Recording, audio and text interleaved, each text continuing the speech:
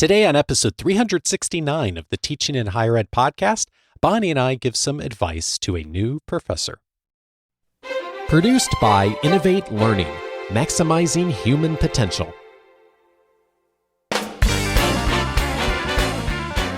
Welcome to this episode of Teaching in Higher Ed. I'm Bonni Stachowiak, and this is the space where we explore the art and science of being more effective at facilitating learning. We also share ways to improve our productivity approaches so we can have more peace in our lives and be even more present for our students.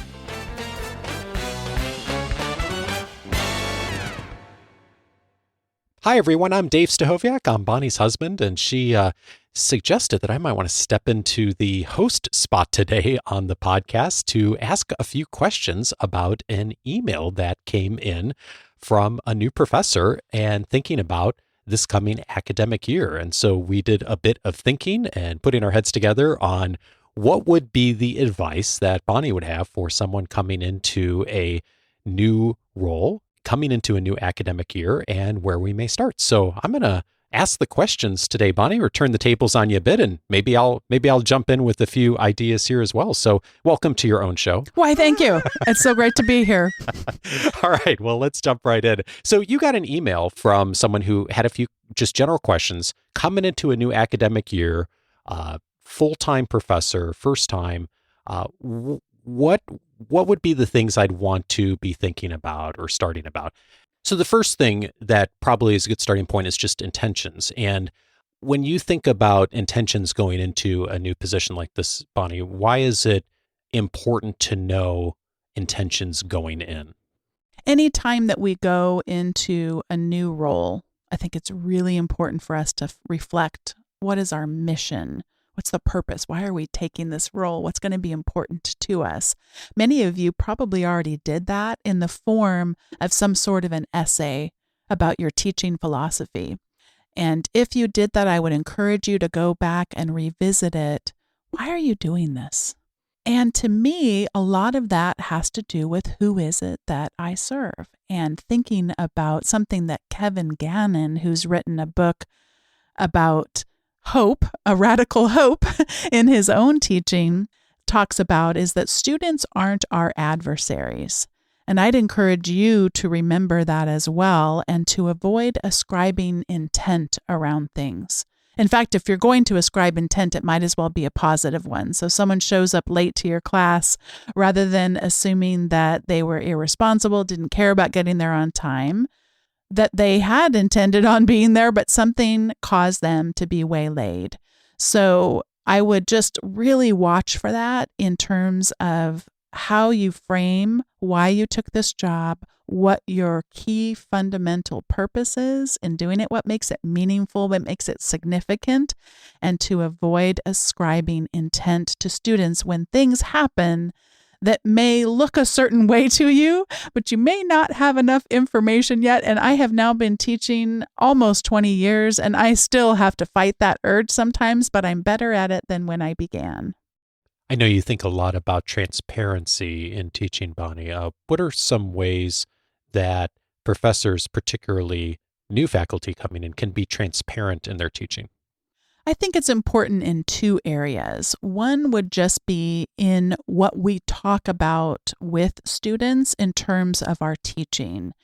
And this to me has been surprising it's surprising that it's surprising to me. Can I say that, Dave? In that Sure. The research talks about that us saying that we believe in our students actually matters. So we know from some of the research around self-efficacy that it matters that students believe in themselves. That's a really big component of one's ability to thrive in their education. But it actually matters what professors think as well. And so wanting to not just believe that, but also to share it in transparent ways. I care about your success and I believe in you. And that can be hard to do because you don't want to say it and not believe it. So we also have to be finding ways in our teaching of being able to tap into people's strengths, to tap into their unique context and be able to draw that into our teaching. But that's an important thing. And then secondarily, when we're creating assessments. There's a great organization called the Transparency in Learning and Teaching, otherwise known as TILT. That project helps us be able to create assignments that have relevance and then be transparent about them. And so for me, every single assignment inside of our learning management system, as I describe it, I talk about what is the assignment? What is it that they're going to be expected to do? Why? Why is it relevant? Why am I having them do it? And then how? How do they go about doing it? So in your teaching, make sure that you're supporting that self-efficacy because it matters so much. And in your assessment, make sure you're transparent about the what, the why, and the how. Talk about the importance of patience in settling into a class and the importance of being patient and setting norms. Oh gosh, this is so important. I have to go back to my first time teaching, Dave. I was an adjunct and I didn't know any of the norms. And so I thought it was like my college experience. So hey, everybody, go ahead and take your textbooks out and put them on the table. No, I think maybe one person might have had their textbook, but let's just say it wasn't a norm to do that. And so even though all this time I've been teaching, all these years, you still have to establish norms. Even if you have some of the same students in your class, it's a new class, it's a different dynamic. So I find we need to be patient in setting some norms. And one episode, Dave, that we did way back when, I don't know the episode number, but if I had been smart, it would have been episode number 8, because it's something called the 8-second rule. Oh, yeah. And this is an episode that we did early on about that in normal contexts, as in inside of a classroom, or if you're facilitating some kind of an experience, you ask a question as the facilitator, or in this case, as the professor, and then you count 1, 1,000. 2, 1,000, 3, 1,000, all the way up to 8. You don't do it out loud, by the way. You're doing this in your head. But that gives enough time to have people not only take in your question, make sense of it in their own mind, formulate an answer, and lastly, and I would say most importantly, decide, is it safe for me to give an answer? And so we have to be patient in terms of setting the norm that when I ask a question, I'm not doing it rhetorically. I actually really want an answer and I'm keenly interested in what you have to say. And Dave, I don't know if you have found this to be the case, but I definitely have found in an online environment, sometimes my 8 seconds actually does go, because I've said before, like, oh, you hardly ever get above 8 unless they know you're doing it. And then they're just trying to mess with your head. But I have found in virtual environments that it does actually take, especially early on, more just to set that norm that actually I really do want to hear from you. And so sometimes I've even found myself having to count to more. And by the way, some of this is because I give a choice if people would like to share aloud or if they would like to share in the chat. So sometimes they're actually literally typing an answer. They've already gone through the, is it safe for me to answer here? And speaking of, is it safe for me to answer here? I also give them the option if they would like to share privately or out in public, just depending on what it is I'm asking, in case it's something that requires a more personal answer. Yeah, so many people are uncomfortable with silence. And I think if we're in the role as professor, facilitator, as both you and I have been many times, Bonni, that we sometimes are most uncomfortable with that. Like if there's silence in the room for 5 seconds or 8 seconds, we feel like somehow we're doing something wrong. And that sometimes can be the best way to allow people to think about something, to allow those who may not jump into the conversation as quickly, for those who are more introverted like me, who may not jump in right away, to have the space to be able to think a bit quietly. And I'll sometimes call attention to that. And I facilitate a lot online. And if there will be silence, I'll go the 8 or 9 seconds and just wait to see what someone says. And sometimes I'll say, we all need more silence in the world, don't we, in order to spend some time thinking. And then people kind of nod and then someone will say something. And once you've done that a couple of times and you create a norm, with the group or with the class in this case that a little bit of silence is okay once in a while. That's not a bad thing. We can take time to think, which we all need to do more of. I actually use that as a teaching point as well. As, part of being a critical thinker is to actually stop and think and to consider your thoughts and to consider different ways. And you're not going to do that entirely in 8 seconds, but just to start to think about learning as not just a lecture or a conversation or I'm reading, like I can actually stop and spend some time to think. And establishing that as a bit of a norm in a classroom, I think is a wonderful place to begin from. Another aspect of this patience for me is the patience to frame things as invitations, not as restrictions. A classic example of this pre-COVID was the laptop bans. And this tended to be treated in a very dichotomous way. There were people who said, have them all close the laptop, never could use a laptop in the class, or people who said 100% of the time, let's have those laptops open. And I come down in the place that James Lang talks about in his book called Distracted, in that we can actually invite people. I'm going to have you go ahead and close down laptops, put away the phones, and I'm going to give you a sticky note. And I'd like you to think about one way that, et cetera, et cetera. So, and then I'm going to invite you actually to open up your laptops or take your phones out because I've got some poll questions for you. That invitation, now we're going to do this. Okay, take this out, put that away in a very playful, fun way. It's an invitation. We're going to do something fun. All right, we're going to play a game. And that, to me, is much more conducive to the kind of learning community that I want to create. And is it going to be possible that 100% of the time I get compliance? Probably not. And by the way, post-COVID, that transitioned into rather quickly, by the way, was whether or not we were going to require cameras. And we could spend, 3 whole episodes just talking about whether or not to require cameras. I think a similar thing can play out there in that I invite you to turn on your cameras because I love to be able to have us be able to see each other as we're talking, but not belabor it if people don't. There are legitimate reasons why people can't, whether it's bandwidth issues or don't want to. And again, we could do an entire episode on this thing. I more want us to be thinking in general rather than a bunch of rules and legalism in our classes. Wouldn't it be way more conducive to learning if we could engage people through invitations? So, and then the last one I wanted to mention is similar in that we can co-create an inclusive climate. So rather than thinking about it as me, I came today to cover a bunch of information. Anytime in my teaching or as I observe others teaching that we're covering information, that's generally a sign that very one-way thought processes are happening around learning takes place with an expert dumping information into non-experts' heads.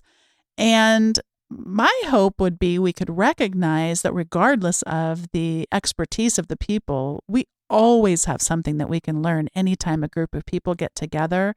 So thinking about the ways that we can be co-creating a space where everyone can show up with their full identities and feel safe in doing so, feel safe in taking risks, feel safe in failing. One of the past guests, Robert Bjork, who runs a memory lab with his wife up at the University of California, Los Angeles, he talks about forgetting is the friend of learning. And that's something that I share with students. And not surprisingly, I sometimes forget things and they think I'm trying to prove a point, but it actually just happens naturally for me that I might forget stuff and help everyone feel like we can have an inclusive place where people can show up in their full selves.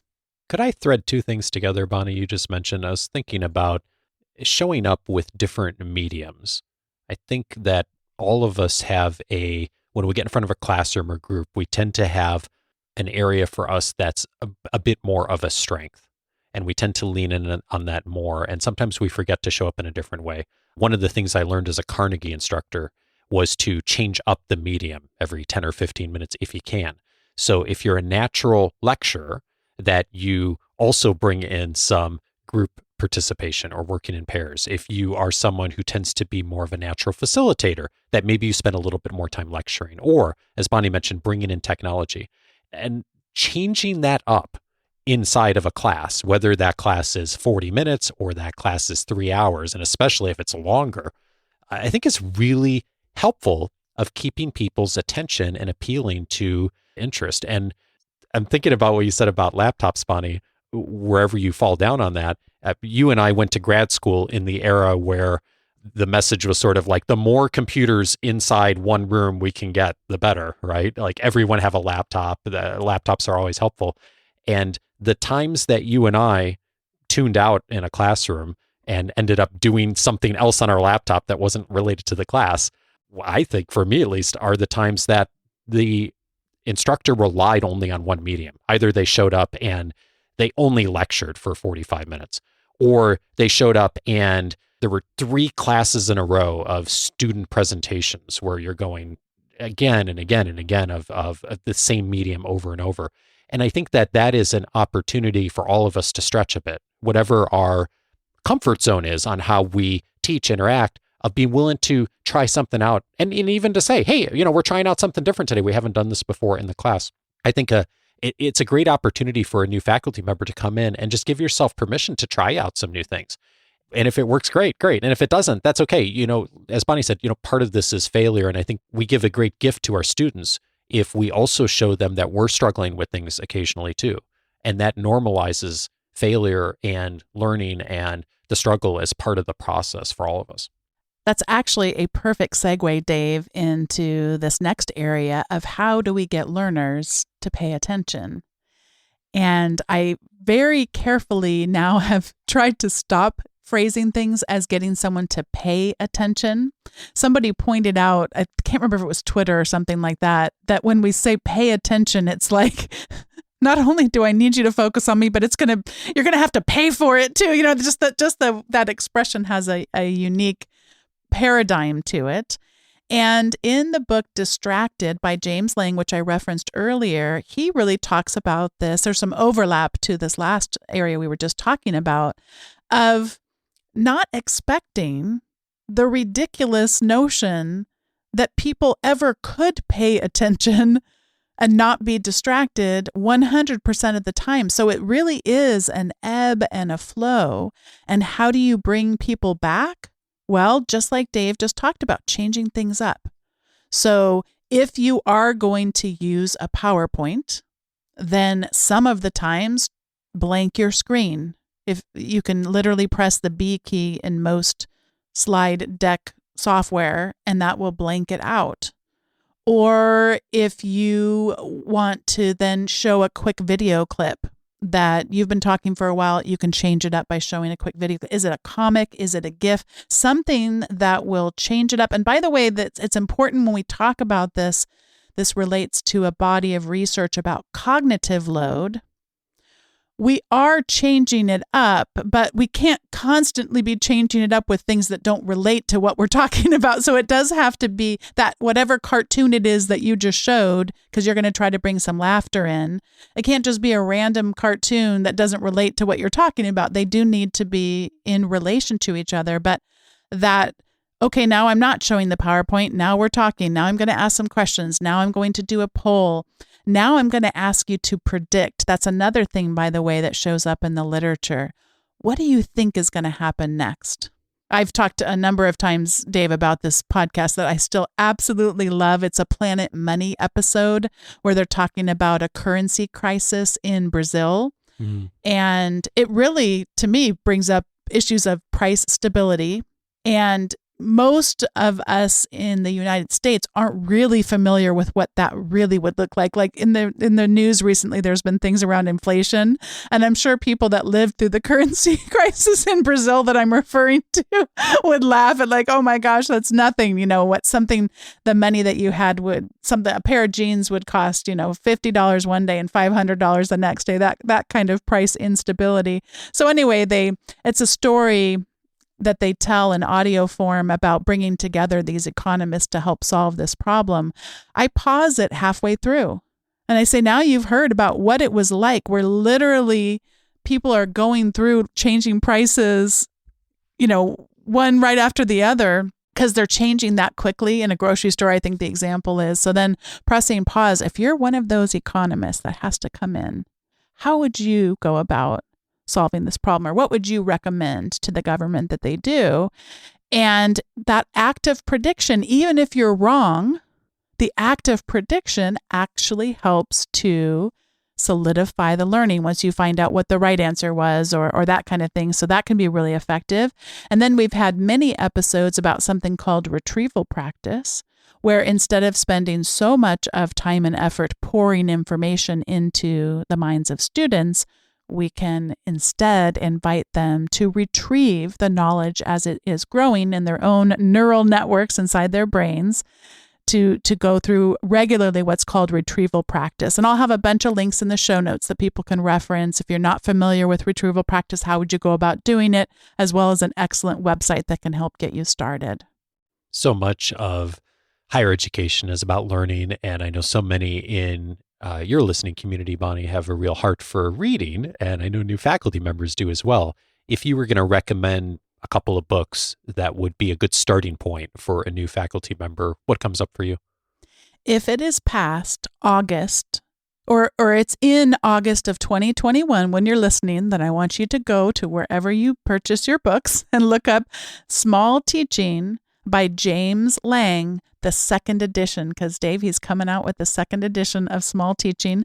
I have not read it yet, but will be shortly, and I'm excited for all the new editions. By the way, the first one is still an excellent read as well, but just because it's coming out so soon after this episode airs, you might want to hold off a couple, 2-3 weeks before you listen and check out Small Teaching.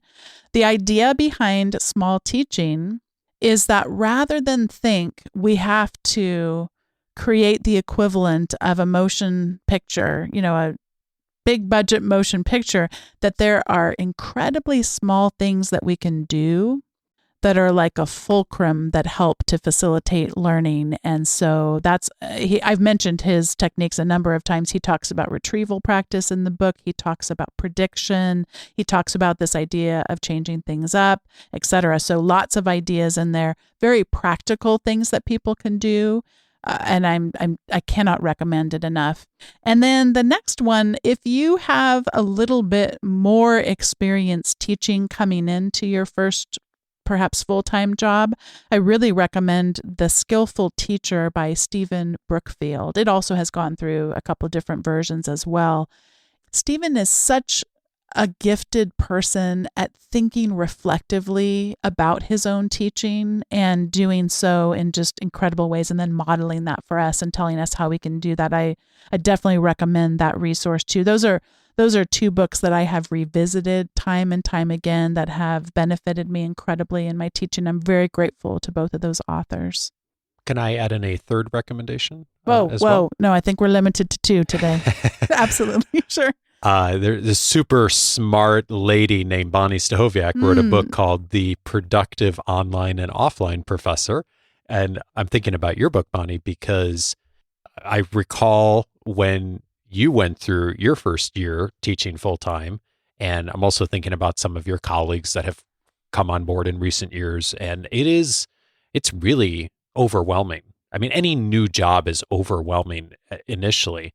But a lot of times coming into a university in the first full-time role, I don't know, it's just so different than other kinds of jobs in that you are, on one hand, very independent in what you are doing within the classroom.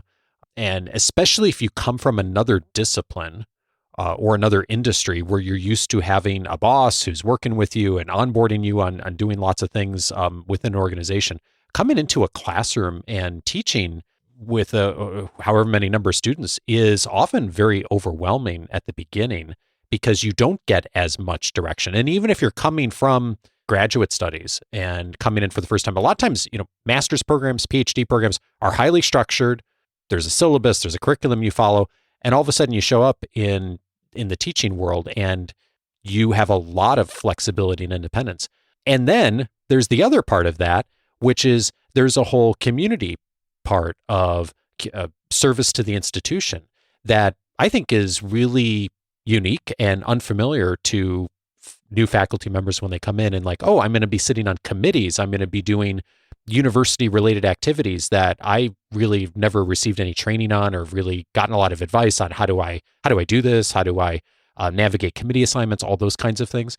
And so all that to say is it's a time where there's a lot of complexity and newness.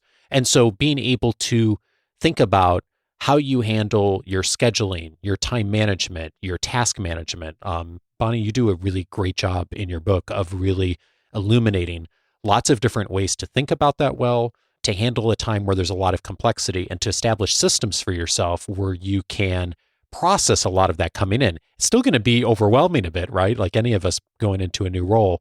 But I think that if you've got some good solid systems coming in, and to your point earlier, Bonni, maybe just start with something small, right? If you haven't used a time management system before, maybe that's the thing to start with. Or if you don't have a task management system, start there. Or if you don't tend to plan out your weeks, maybe you begin to do that a bit. Pick one thing from the book and it will inevitably support you in making that transition easier and help you to be successful stepping into the role and learning faster than you might otherwise. Thanks for mentioning the book, Dave. As you are aware, we just got back from, this next word is going to be said in air quotes, camping in air quotes with our kids at a wonderful spot down in San Diego. And throughout the pandemic, I have not achieved a perfect record on maintaining even the productivity systems that I read about in that very book. But I can tell you, even just having a foundation of knowing what to do when things get overwhelming and having a trusted system that at the very least, Dave, when I know something has a date associated with it, a due date, that's in there. I'm going to get an alert that's going to say that something's due then.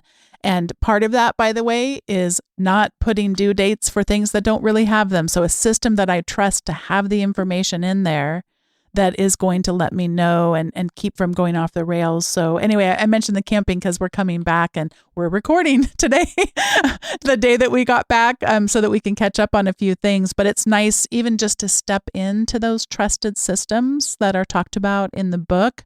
To step back in feels way more peaceful than I think vacations before I really knew a lot about those kinds of systems and practiced them. So thank you for mentioning that. Yeah, of course. And speaking of productivity tools, before we get to the recommendations segment, I did want to thank today's sponsor, and that is Text Expander. Normally, I do these ad rolls by myself, but since Dave is here and is also a Text Expander user, let me first explain what Text Expander is, and then I'm going to invite him to share one of the ways he uses it. I know we use it on a daily basis, both of us. So Text Expander is what is known as a text expansion tool. So you type in defined little things they call snippets, and you get to decide what that snippet is so that you can more easily remember it. So my signatures are always around the letter X, and then VU if it's my Vanguard, and then SIG as in signature, and then in pops the signature for that. Or is XVU phone is my work phone number, which I often don't remember. So, and you can get a lot more sophisticated or keep it really simple. Text Expander is one of those tools I love because it can grow with you. You don't have to learn a bunch just to get started using it. But boy, the more that you learn, the more that you can save even that much more time. So Dave, what's one way that you use Text Expander? Oh, it's such a fun service to talk about because both you and I used it long before they were sponsors. And one application I use is I try to think at a big picture. Anytime I find myself doing the same thing or writing the same thing, or kind of my trigger is if I go back and I find myself copying and pasting old sent emails that I'm going to send a similar kind of message to someone else, but I want to customize a little bit of it. That tends to be a trigger for me to create a Text Expander snippet. And so one example is I run online events with our community often, and often I'm thanking an expert or guest speaker who's come in to support us. And so I have a snippet. I'd start mine with Z, Bonni. So I'll type Z CFL thank. And when I type that in the keyboard, it automatically populates in my form letter. But I hesitate even to say form letter because it types in 90% of it that I want it to be the same for every event. But then it leaves spaces, and I've programmed this in advance, and Text Expander makes this really easy, where you can have spaces where you can fill in the person's name, but you can also create spaces where you fill in other things that are customized. And that for me means that I automate the thing that is repeatable. So I can spend more time on the customization piece. So it's a nice thank you letter each time, and the core elements are always there. And also it's customized each time so that I mention something that I really appreciated about that person or something that they said. And so it is both efficient and then it happens quickly, but it's also meaningful and then it's customized to that person, because instead of spending the time finding the old one from 6 weeks ago, finding the email, copy and pasting the whole thing, I just type in the snippet and I can spend my time really doing the thing that shouldn't be automated, of really making it customized. And that's just one example of, I probably use it, I don't know, a dozen times a day. Bonnie, you probably do too. It's such a wonderful resource. And Bonnie probably has a link for it that I don't know. So I'll hand it back to you, Bonnie. Head on over to textexpander.com/podcast. That link will also be in the show notes for today's episode. And once again, thanks to Text Expander for sponsoring today's episode. And this is the part in the show where each of us gets to share our recommendations. My recommendation is themed to today's episode, which is we need to be asking for feedback regularly. And I've got a few articles or models that will help us do that. First off, from EdSurge, why professors should ask students for feedback long before the semester is over. I should mention that I'm pretty good about asking for feedback along the way, but oddly, what I'm not good at is really planning that out way in advance. And so I've been doing all of my classes now as high flex learning, which means that it has the kind of flexibility where they can show up for a synchronous session, but they also could have an asynchronous option. I really do need to get ahead of this then and have that feedback built in, because if I do that, it's going to be that much more likely that it happens in a timely basis. And also that I don't forget to do it, or that it turns out to not be a great week because something comes up or whatever. Just having that built in reduces that friction for me. So I'm excited about being better at that this coming academic year. Stephen Brookfield, who I mentioned earlier, the author of over 30 books about teaching in higher education, including The Skillful Teacher that I mentioned previously, he has what he calls a critical incident questionnaire. And he does it practically every class session for what really had their attention, what really helped heighten their learning, and also kind of the highs and the lows, what didn't work for them that particular session. So he has that tool on his website, which I'll be linking to in the recommendations for this episode. And finally, Gardner Campbell has a similar idea. You may have heard of the nurse with the last name of Apgar who came up with the Apgar test that newborn babies get that assess their health when they are born. And so he talked about, what if we had one of those measures for a class session, the health of a class session. And so he's got an idea around that on his blog. I've used Brookfield's methods before. I've used Gardner Campbell's, and some Gardner's is more the one that I use most often in terms of what should we start doing, what should we stop doing, what should we continue doing. The fact is not that there's a perfect method out there. The fact is doing it and then actually incorporating the feedback, and both being able to respond to what's emerging in the moment, any trouble spots in a class, that kind of thing, but also over time, how much you can learn when you ask for feedback courageously is really, really a powerful thing in our teaching. So Dave, what do you have to recommend for us today? I have two recommendations. The first one directly related to our conversation today. I had Tom Henschel as a guest on my podcast called Coaching for Leaders, and Tom is a gifted executive coach and a dear friend. He is really an expert at helping people with their communication. And we had an episode on the way to make sense to others. And Tom talked us through the process of what he calls sorting and labeling. How do you sort your ideas effectively and then label them in your communications to others? And I think that this would be especially useful for new faculty thinking about lecturing and the times when you're doing lecturing as part of your classes, how you might use a framework like that in order to sort and label in a way that helps something make sense to others, especially others who may not have the same expertise that you do. And so that would be very useful, but also very useful in conversations with colleagues and other faculty and other folks across the institution. So the way to make sense to others with Tom Henschel, I'd recommend. I'll make sure Bonni gets it in the notes. And then the second one, completely unrelated, Bonni knows that I have a heart for national parks and for conservation. And we are often trying to get our kids outdoors and appreciating the earth. And there's so much going on in the world as far as our earth and the environment and climate change that at an individual level, many of us do not have a ton of personal control over. And yet one of the things that I think that we have a lot of control over is the heart and care that we instill in our kids and young people in our lives to care about the world. And so a podcast that has come up on my radar screen and I've been listening to for the last year is called The Wild by Chris Morgan.